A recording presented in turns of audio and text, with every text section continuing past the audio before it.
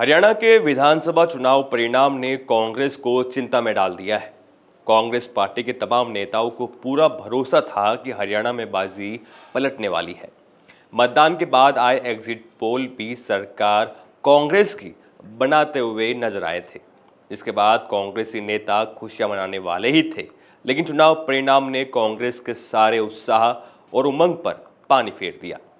कुल 90 सीटों वाली हरियाणा विधानसभा में भाजपा ने पूर्ण बहुमत हासिल कर लिया और लगातार तीसरी बार सत्ता पर काबिज होने में कामयाब रहे। क्योंकि हरियाणा राजस्थान का सीमावर्ती राज्य है, अशोक गहलोत, सचिन पायलट, टीकाराम जूली, गोविंद सिंह डोटासरा सहित राजस्थान के करीब 50 नेताओं की फौज को हरियाणा के चुनावी मैदान में उतारा गया था। इनमें 6 सांसद और 1 दर्जन से ज्यादा विधायकों सहित कई पूर्व केंद्रीय मंत्री भी शामिल थे। जब चुनाव परिणाम विपरीत आए तो कांग्रेसी नेता चिंता में पड़ गए हैं। राजनीति के जादूगर कहे जाने वाले अशोक गहलोत लंबे समय से बीमार थे।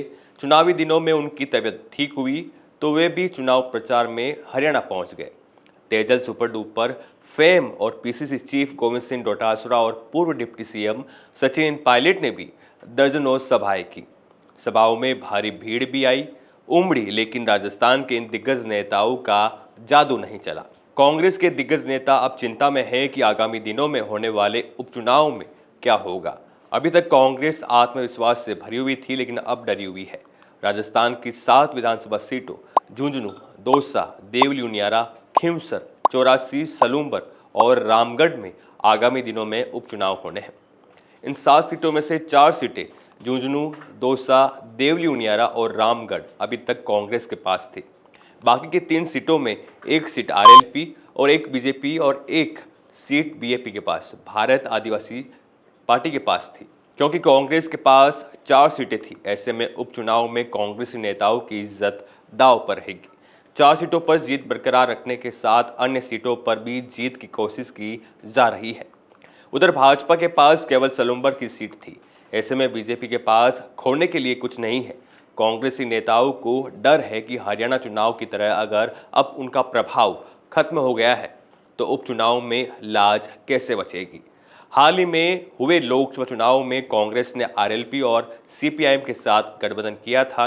बीएपी को भी कांग्रेस ने समर्थन दे दिया था। लोकसभा चुनाव के बाद अब उपचुनाव में गठबंधन की स्थिति स्पष्ट नहीं हो पाई है।